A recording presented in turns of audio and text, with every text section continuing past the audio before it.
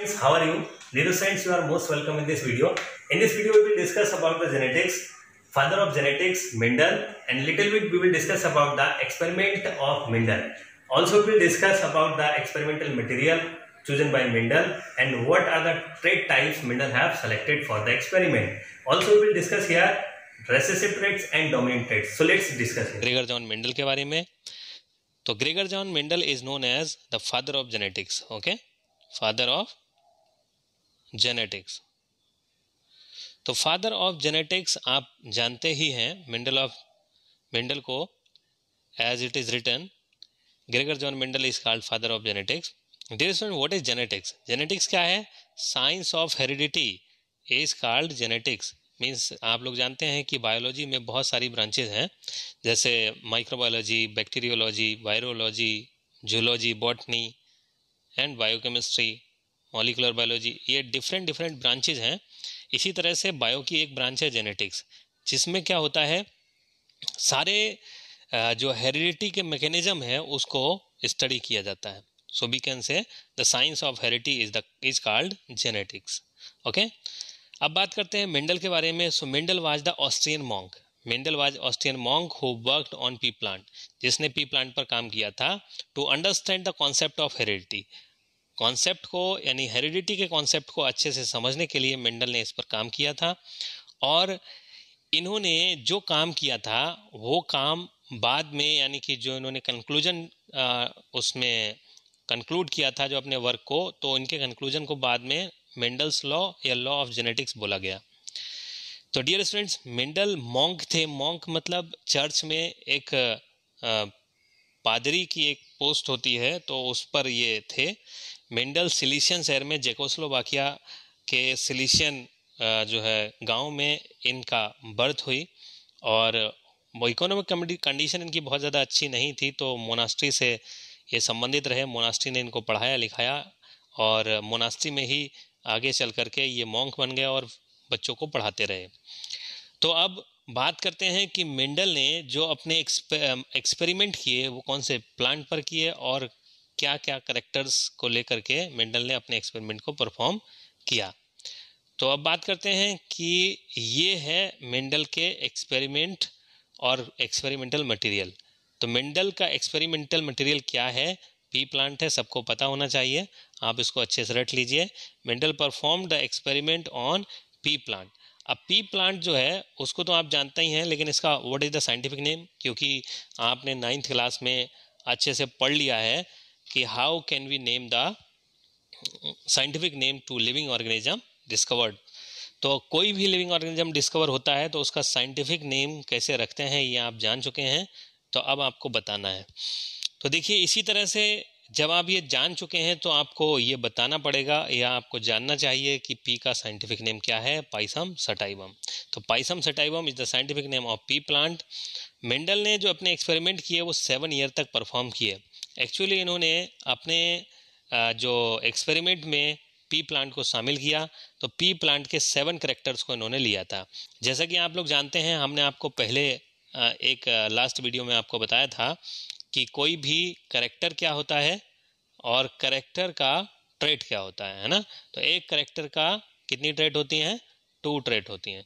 तो 2 ट्रेट होती हैं, ये कैरेक्टर की एक्सप्रेसिव फॉर्म होती हैं। जैसे हमने आपको कॉइन का एग्जांपल देकर के बताया था, कोई एक कॉइन है और एक कॉइन में 2 प्रोबेबल उसके फेसेस हो सकते हैं, एक हेड और टेल, है ना। इसी तरह से आपका यहाँ पर जो आप देख रहे हो, कैरेक्टर के भी 2 एक्सप्रेसिव फॉर्म हो सकते हैं, तो वो कंट्रास्टिंग मैनर में हो सकते हैं। जैसे हमने आपको हाइट का एग्जांपल लेकर के बताया था, हाइट, तो हाइट के 2 कंट्रास्टिंग ट्रेट होंगे, टॉल और शॉर्ट, ठीक है। तो मेंडल ने 7 ईयर तक 1856 से 1863 तक अपने एक्सपेरिमेंट को परफॉर्म किया। फिर उसके बाद उनको कंक्लूड करके 1865 में, हालांकि मैंने यहाँ 1900 लिखा है, लेकिन 1865 में मेंडल ने अपने वर्क को पब्लिश किया। लेकिन मेंडल ने पब्लिश तो किया था 1865 में, लेकिन उनको कोई भी पब्लिसिटी नहीं मिली, लोग उनको नहीं पहचान पाए, उनके वर्क को अप्रिशिएट नहीं किया गया। तो इसीलिए मैंने उनको लिखा है पब्लिश किया 1900 में, क्योंकि मेंडल के ही वर्क को दूसरे साइंटिस्ट ने पब्लिश किया, तो 1900 में इनको पब्लिसिटी मिली और 1900 में इनके वर्क को पूरे वर्ल्ड ने पहचाना। तो ये है मेंडल की कहानी। अब बात करते हैं मेंडल ने कौन से करेक्टर को चूज किया था पी प्लांट के। तो ये देखिए यहाँ पर अगर आपसे पूछा जाए how many character Mendel have selected, 7 character only, okay 7 character. And how many traits have selected, तो आप जानते हैं एक करेक्टर के 2 ट्रेड होते हैं, तो 7 करेक्टर के कितने ट्रेड हो गए, 7 + 7, तो आपके 14 ट्रेड हो गए, है ना। तो ये आपके 14 ट्रेड्स हो गए। तो अभी वही 14 ट्रेड्स और 7 करेक्टर आपको यहाँ पर मैंने पिक्चर की हेल्प से शो करने की कोशिश की है। जैसे फर्स्ट आपका करेक्टर है हाइट, तो हाइट का कंट्रास्टिंग ट्रेट है टॉल एंड शॉर्ट। आप लोग जानते हैं कि हाइट जो होगा 2 कंट्रास्टिंग ट्रेट में एक्सप्रेस होगा टॉल एंड शॉर्ट में। तो किसकी टॉलनेस और शॉर्टनेस की बात हो रही है, प्लांट की, यानी प्लांट की हाइट कम और ज़्यादा। प्लांट की हाइट ज़्यादा होगी तो ये टॉल प्लांट होगा, प्लांट की हाइट कम होगी तो ये शॉर्ट प्लांट होगा। तो इस तरह से ये टॉलनेस और शॉर्टनेस हो गया। फिर उसके बाद सीड शेप, सीड का जो शेप है वो कैसा होगा, सीड कैसा होगा, राउंडेड होगा।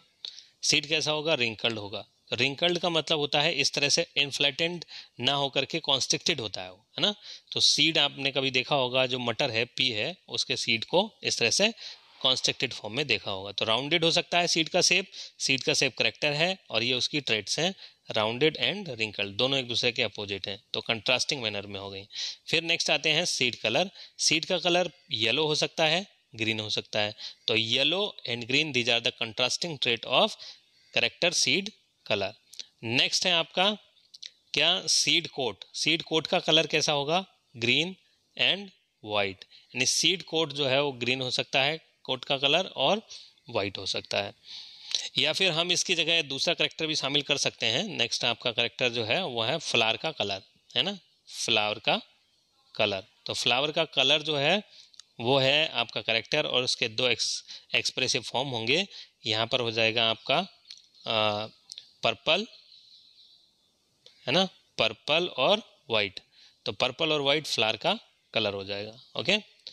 फिर इसके बाद नेक्स्ट आ जाते हैं पॉड शेप। करेक्टर हो गया, इसके 2 एक्सप्रेसिव ट्रेट्स होंगी, ये है इन्फ्लेटेंड और फुल पॉड और कॉन्स्ट्रिक्टेड। कॉन्स्ट्रिक्टेड का मतलब ये तो देखिए जब कोई पॉड जो होगी इस तरह से फूली हुई होगी, तो ये तो हो गई इन्फ्लेटेड फुल पॉड। और उसका कॉन्स्ट्रिक्टेड का मतलब होगा यानी कि जब वो कैसी होगी, इस तरह से होगी, यानी कि इस तरह से ये होगी, है ना, इस तरह से होगी तो कॉन्स्ट्रिक्टेड पॉड होगी।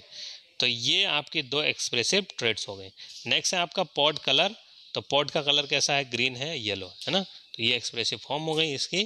फिर इसके बाद फ्लावर पोजीशन। फ्लावर का जो पोजीशन है वो कैसा होगा, फ्लावर का पोजीशन आपने जैसे अगर मान लीजिए कोई भी प्लांट है, तो कोई भी प्लांट जो ग्रो करता है तो उसका मेन एक्सिस होता है, ये मेन एक्सिस है, इसके लेटरल साइड में ब्रांचेज होती हैं। तो अगर फ्लावर जो है वो प्रेजेंट हो लेटरल ब्रांचेज पर, तो ये फ्लावर की पोजीशन होगी एक्जाइल पोजीशन, है ना। तो एक्जाइल पोजीशन या एक्जिलरी फ्लावर इसको बोलेंगे, है ना, एक्जिलरी पोजीशन हो गई। फिर इसके बाद अगर यही आपका क्या हो, टर्मिनल एंड पर हो, जैसे मान लीजिए मेन एक्सिस है, लेटरल ब्रांच पर फ्लावर भी हैं, लेकिन यहाँ पर जो फ्लावर की पोजीशन है वो मेन एक्सिस पर है और मेन एक्सिस को टर्मिनेट कर रहा है, क्योंकि जिस प्लांट के मेन एक्सिस पर फ्लावर आ जाता है तो उसकी हाइट अब लिमिटेड हो जाती है, उसकी हाइट इंक्रीज नहीं होती है। और इसी पोजीशन को फ्लावर की हम लोग कहते हैं टर्मिनल पोजीशन, क्योंकि ये क्या कर रहा है, टर्मिनेट कर रहा है किसको, तो ये आपका टर्मिनेट कर रहा है मेन एक्सिस को, तो इसीलिए टर्मिनल पोजीशन हो गई। तो आप इसको समझ गए होंगे अच्छे से, ये टर्मिनल पोजीशन और एक्सिलरी पोजीशन। तो ये हो गए 7 pair of contrasting trait and 7 pair characters Mendel have chosen for his experiment. तो आपको ये क्लियर हो गया होगा। आगे बढ़ते हैं और इसको समझते हैं कि डोमिनेंट और रेसेसिव ट्रेट्स क्या होती हैं। तो बच्चों आपको हमने लास्ट वीडियो में भी बताया था ट्रेट्स क्या होती हैं, अभी भी हमने आपको बता दिया, तो अब आपको बहुत अच्छे से क्लियर हो जाना चाहिए। Traits are the 2 expressive form of a character. किसी भी कैरेक्टर की 2 एक्सप्रेसिव फॉर्म को ट्रेट कहते हैं। तो अभी ये जो ट्रेट्स हैं, तो वो ट्रेट्स या कैरेक्टर कंट्रोल होता है जीन से। तो आप देखिए जीन जो है वो क्या है, फंक्शनिंग यूनिट है या फंक्शनल यूनिट है। तो gene is responsible for one character, okay. तो one character is controlled by one gene, one character has 2 expressive form, है ना, नंबर 1 नंबर 2। अब 2 एक्सप्रेसिव फॉर्म है इसकी, तो जीन जो है वो दोनों एक्सप्रेसिव फॉर्म को अपने एक्सप्रेसिव फॉर्म से कंट्रोल करता है। यानी जीन के भी दो एक्सप्रेसिव फॉर्म होते हैं, 1 और 2, ठीक है, जो एक एक ट्रेट को कंट्रोल करते हैं। तो एक इसको कंट्रोल करता है और एक इसको कंट्रोल करता है।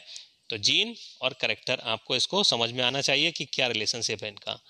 फिर इसके बाद आगे बढ़ते हैं और पहुंचते हैं हम लोग डोमिनेंट और रेसेसिव ट्रेट। अब होता क्या है बच्चों, आप लोगों ने देखा है कि कभी हमें फादर और मदर, हमने आपको लास्ट वीडियो में भी बताया था कि फादर और मदर जब क्रॉस करते हैं या दोनों के गैमीट का फर्टिलाइजेशन होता है, तो बच्चे जो उनके होते हैं तो उनमें दोनों का इक्वल पोर्शन जाता है, यानी कि इक्वल फीचर्स जाते हैं, फादर के भी मदर के भी। लेकिन जो बच्चा है, बच्चे में ज़्यादातर फीचर जिस पेरेंट के अपीयर हो जाएं, या फिर जैसे मान लीजिए यहाँ पर फादर के ही केवल करेक्टर अपीयर हुए या फीचर अपीयर हुए। जैसे आपको पता है, जैसे फादर है टॉल, है ना, और टॉल के साथ साथ उसकी स्किन कैसी है, फेयर, है ना। मदर कैसी है, शॉर्ट है, और उसकी स्किन कैसी है, स्किन है डार्क। तो अब क्या होगा, यहाँ पर सपोज यहाँ पर टॉल तो आ गया किसका करेक्टर, फादर का, है ना, फादर का करेक्टर आ गया टॉल, यानी कि ये बच्चा कैसा है, टॉल है, और इसकी स्किन का कलर कैसा है, डार्क है। कैसा है, डार्क। अभी आप देखिए यहाँ पर ध्यान से, मदर से आया एक करेक्टर या एक फीचर, एक आया फादर से, तो एक नहीं आया, सारे आए।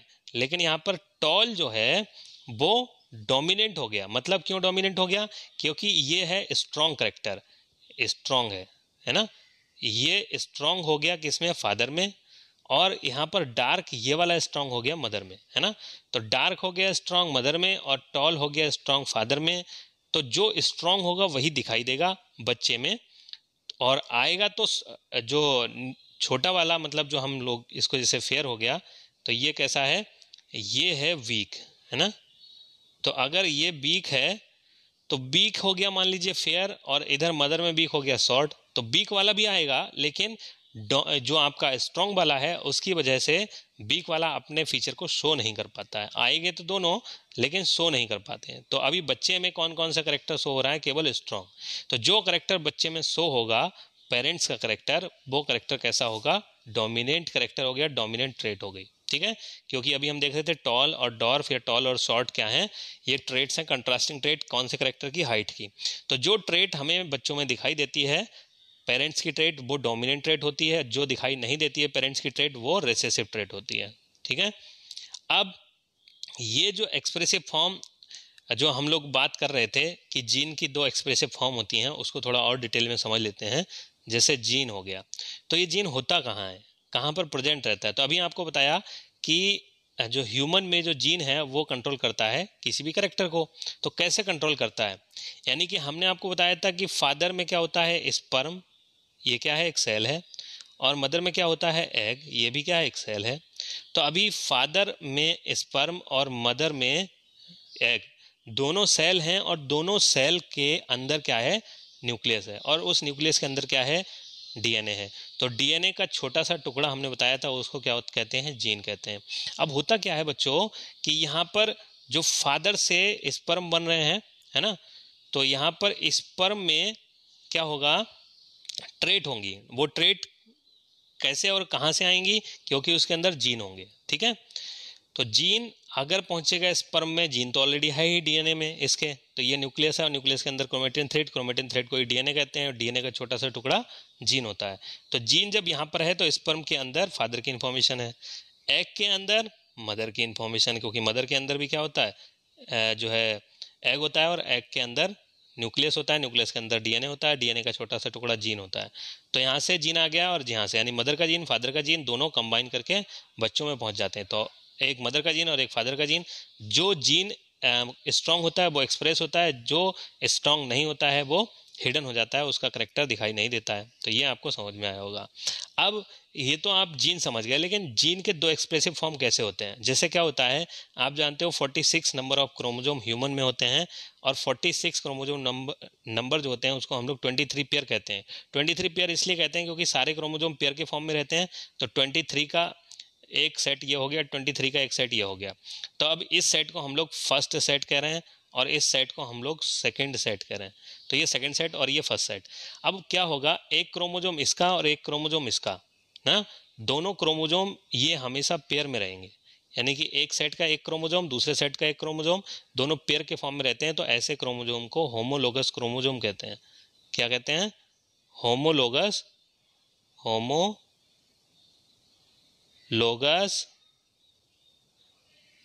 क्रोमोजोम। तो होमोलोगस क्रोमोजोम कहते हैं। अब ऐसा होमोलोगस क्रोमोजोम जो है वो क्या है, और एक्सप्रेसिव फॉर्म इसके दो हैं।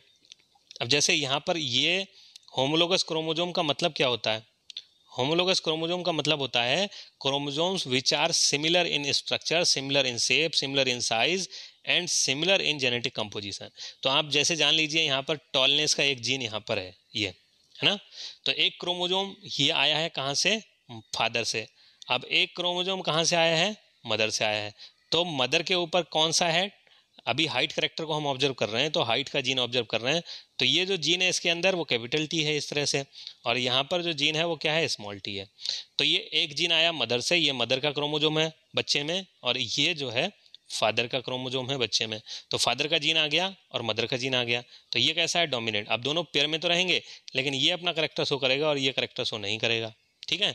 तो ये एक्सप्रेसिव फॉर्म हो गई किसकी? जीन की। जीन तो एक ही है, जीन किसका है? हाइट का है, हाइट का जीन है, लेकिन यहाँ पर क्या शो कर रहा है? शॉर्टनेस, है ना, और यहाँ पर क्या शो कर रहा है? टॉलनेस। तो टॉलनेस और शॉर्टनेस ये दो अलग अलग रिप्रेजेंटेशन शो हो रहे हैं, तो ये एक्सप्रेसिव फॉर्म हो गई एक जीन की। तो एक जीन की एक फॉर्म रिप्रेजेंट कर रही है टॉल को, और एक रिप्रेजेंट कर रही है किसको? शॉर्ट को। तो इस तरह से टॉल और शॉर्ट दोनों आ गए बच्चे में, लेकिन दोनों के कॉम्बिनेशन में जो स्ट्रॉन्ग है वो क्या है? टी है। तो ये टी जो है ये क्या है? एलील, यानी कि एक जीन की दो एक्सप्रेसिव फॉर्म होती हैं उसको हम लोग कहते हैं एलील। तो allele is the expressive form of gene.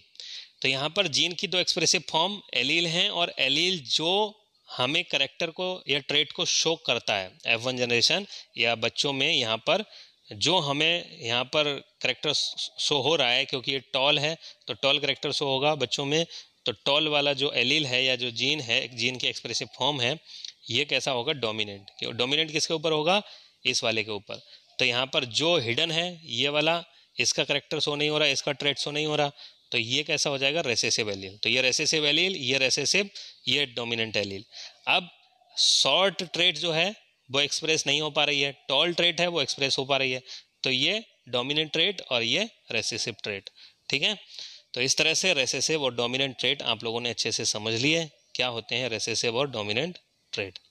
तो अब बात करते हैं जीनोटाइप और फिनोटाइप की। तो क्या होते हैं जीनोटाइप फिनोटाइप, जल्दी से इसको समझ लेते हैं, फिर मेंडल के एक्सपेरिमेंट के बारे में नेक्स्ट वीडियो में हम लोग डिस्कस करेंगे। तो अभी ये जीनोटाइप फिनोटाइप क्या है? बच्चों आप लोग देखते हो कि बाहर से जो हमको दिखाई देता है वो फिजिकल अपीयरेंस होता है। तो जिस भी प्लांट का, एनिमल का जो एक्सटर्नल फीचर होता है, फिजिकल अपीयरेंस होता है, उसको हम लोग फिनोटाइप कहते हैं, ठीक है। तो phenotype is a physical appearance of trait in individual organism. किसी इंडिविजुअल ऑर्गेनिज्म में जो फिजिकल अपीयरेंस होता है उसको फिनोटाइप कहा जाता है। तो इसका जस्ट अपोजिट क्या होता है? जो हमें बाहर से दिखाई नहीं देता, अंदर से दिखाई देता है, यानी कि जीन का कॉम्बिनेशन। अभी आपको बताया था कि बच्चों में एक आया था टी कैपिटल और एक आया था स्मॉल टी, है ना। तो कैपिटल टी और स्मॉल टी, एक क्रोमोजोम के अंदर कैपिटल टी था और एक क्रोमोजोम के अंदर स्मॉल टी था।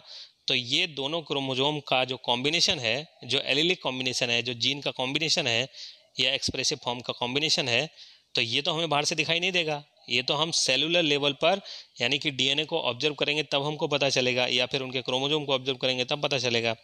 तो ये जो हमें बाहर से नहीं दिखाई दे रहा है, लेकिन इसी की वजह से फिनोटाइप दिखाई दे रहा है। अगर ये जीन नहीं होगा तो ये फिनोटाइप हमको दिखाई नहीं देगा।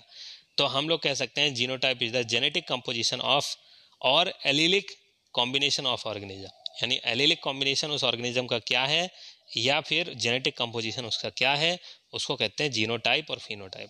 अब दूसरी बात ये भी है कि यहाँ पर जो जीनोटाइप फिनोटाइप तो हैं, लेकिन इन जीनोटाइप फिनोटाइप को अगर हम लोग देखें तो ये इंडिविजुअल जो हमको मिलते हैं उनका एक रेशियो होता है। जैसे आप जान रहे हो यहाँ पर रेड कितने हैं, एक रेड हो गया, है ना, एक येलो हो गया, एक रेड हो गया, है ना।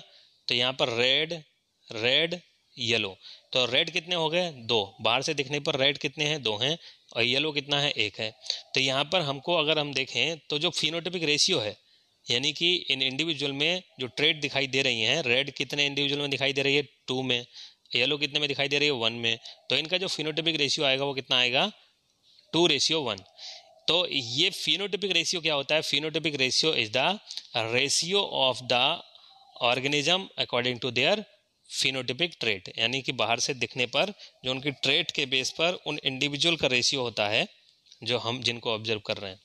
जीनोटिपिक रेशियो क्या होता है? तो ये तो आप फिनोटाइप से बना फिनोटिपिक रेशियो, जीनोटाइप से बना जीनोटिपिक रेशियो। तो यहाँ पर अगर हम इसी इंडिविजुअल को देखें कि इसका जेनेटिक कंपोजिशन क्या है, कैपिटल ए, तो कैपिटल ए वाले कितने हैं? 1 हैं, है ना।